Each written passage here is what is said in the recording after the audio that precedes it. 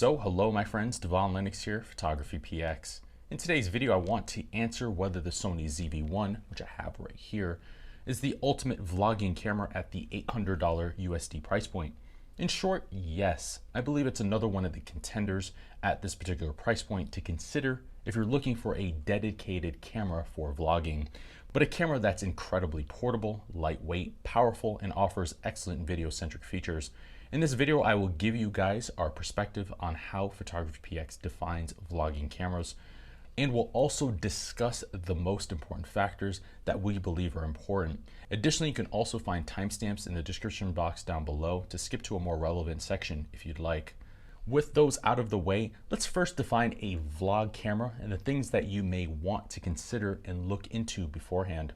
This is a comprehensive list, so consider skipping this section if you're already familiar with these kind of factors. But first and foremost, you'll want a camera that's lightweight and portable. And weight is arguably the most important factor above all else. If you plan on recording traveling vlog videos, you'll be holding the camera handheld at arm's length for somewhere between 5 to 15 minutes. Holding a camera in this position for this long will cause arm strain and will likely become uncomfortable. And it only worsens if the cameras are heavy. For that reason, you want a portable and lightweight camera to reduce the arm strain when filming this type of content. In general, somewhere under 500 grams. The next factor is field of view. When recording handheld, the lens you use determines how you're going to frame your vlog, but it also changes the audio quality. If you plan on doing handheld vlogs, a 20 to 24 millimeter lens is best, so you can hold the camera at a comfortable distance away without overexerting yourself. This focal length is also great because you can also get your surroundings and your environment in the frame. The next factor is stabilization. Stabilization of some form is critical for vlog videos since most are handheld. Stabilization comes in two forms, either optical or digital, but both forms help the camera reduce handshake to create shake-free videos by counteracting movement. However, not all cameras offer built-in stabilization in the form of electronic stabilization. In those cases, you'll want to find an optically stabilized lens instead. But without either of these two forms, your videos will be too shaky and disorienting to watch. So a great stabilization system is a must, particularly if you plan on doing handheld vlogs rather than using a tripod. The next factor to consider is audio quality, which is equally as important as video quality. If your voice is muffled or drowned in background noise, it'll turn off your viewers and they'll lose interest in your video. So clear audio is key. So a camera with a microphone input is a long-term must. The next factor to consider is low light performance and the camera's automatic exposure system. When vlogging, you're likely to film in changing lighting conditions or move from inside to outside. And you want a camera that can properly expose the video as you change between environments so that you remain consistently bright throughout the entire video. As such, the camera should have metering settings that help to ensure your face stays evenly exposed. And it should also provide sharp noise-free videos when shooting in lower lit scenes, such as bars or sunsets or inside. The next factor is the video quality and the overall capabilities. Most cameras today offer 1080p 60 frames per second video as standard, and this is a great option for most beginning content creators. But if you want to future-proof your creations, look for options that offer 4K video. With 4K, you can downsample later in post-processing and have sharper videos. Next, the camera's displays. The camera's displays are paramount when it comes to vlogging cameras, and in our opinion, a front-facing tilt above the camera display is the best option. The reason here is that this is ultimately best because you have to look higher above the lens, and doing so helps get more light into your eyes and also gives you a more flattering look to your viewers. And it's also not immediately apparent to your viewers that you're checking various camera settings throughout your video or your framing. Otherwise, a fully articulating side hinge screen is also a great option, but looking off to the side is noticeable during video recordings. The last set of factors to consider are autofocus, general connectivity, and the camera's battery life. Most modern cameras released in the last 3 to 4 years have excellent autofocusing capabilities with recent innovations such as face and eye detection. These particular modes are all excellent, and the differences between most of the actual manufacturers and camera bodies are negligible in the real world. As such, if you're getting a modern camera, expect the autofocus to be excellent for vlogging and confident. You should not have any issues in changing lighting conditions or backlit scenes with most new cameras.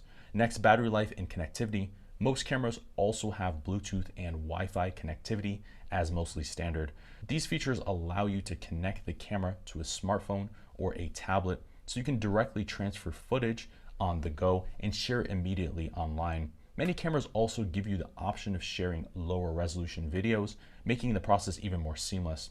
For battery life, expect somewhere around 60 to 90 minutes of continuous recording when shooting in 1080p.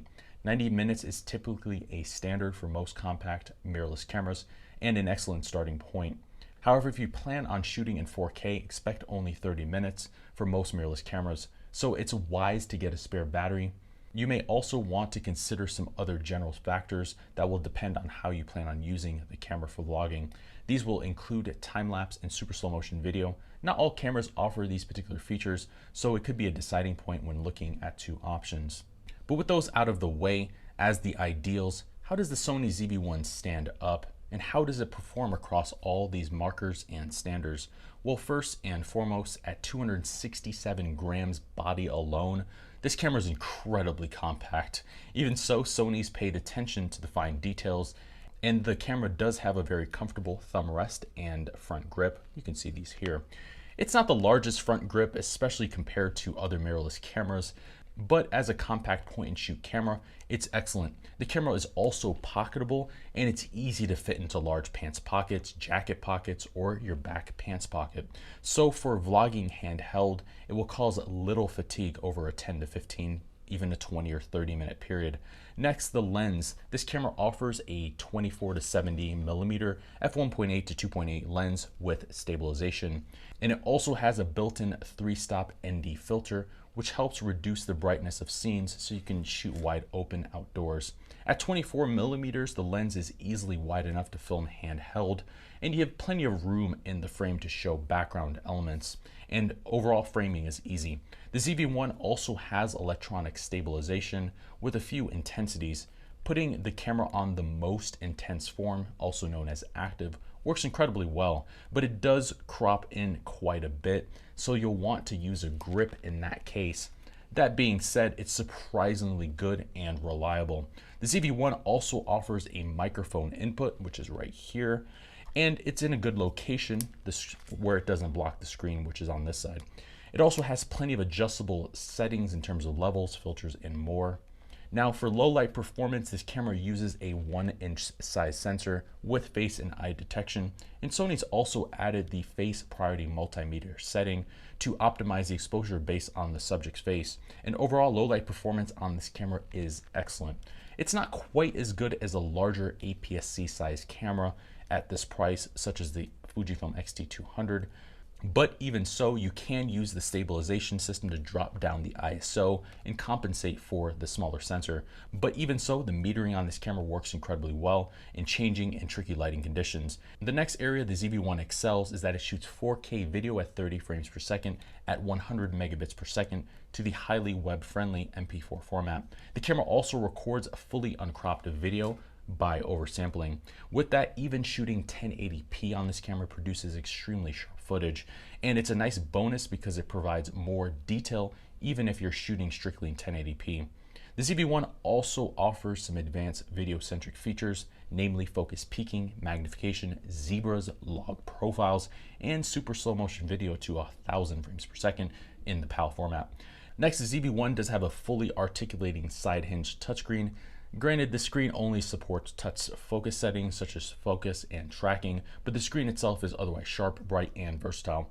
Lastly, autofocus, connectivity, and battery life. The autofocusing performance on this camera is class leading at this price point, and it's the best system Sony offers outside of the following cameras: the A7R IV, the A9 Mark II, the FX3, the A7 III, and the new A1. But even so, most of these cameras offer a similar iteration of Sony's Face Detect AF system with real-time IAF and tracking. Even so, the face and eye detection on this camera is earth-shatteringly good, and it's the most confident autofocusing camera I've used in this price point by far. So you'll rarely have to adjust the focus manually or battle with issues or settings in adjusting it.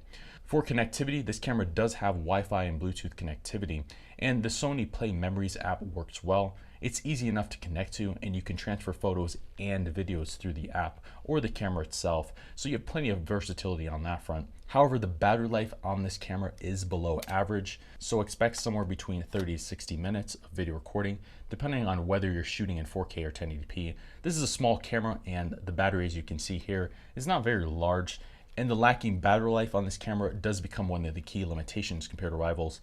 But even so, an even bigger downside is that the user interface and menus have a lot of settings.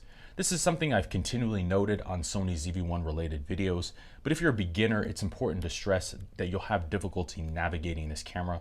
The menus do have a lot of settings, and there is a steep learning curve. As with a lot of Sony cameras, thankfully Sony's manual on the ZV-1 is incredibly comprehensive, and it does offer a lot of insight into what the particular functions do and their best practices, so there's some solace there. But let's conclude with my final verdict. I do believe the Sony ZV-1 is an excellent vlogging camera, and it's also a camera PhotographyPX has highly recommended for this kind of application. It ticks a lot of boxes and has very few minimal flaws in the grand scheme. It's not particularly the most affordable camera for this kind of application. There are definitely other options, but if your budget allows this particular camera, it's definitely a worthy consideration. But there you have it, my friends. There is my insight and perspective on whether I believe the Sony ZV-1 is potentially the ultimate vlogging camera. If you have any comments, questions, or concerns, or feel like I've overlooked something over the course of this video, please let me know down below. Also, while you're down in the description box down below, we've launched a new brand called pxpresets.com. PX Presets is going to be your next one and only stop for Lightroom presets until we launch Photoshop and other platform presets. But here you can find both desktop and mobile presets to get you started in a variety of different mediums more powerfully and upgrade your imaging and take your images to the next level. That link to pxpresets.com will be in the description box down below. Please check that out if you're in the market for some exciting Lightroom presets. But until next time, my friends, I've been your host, Devaun Lennox. I will see you in the next video.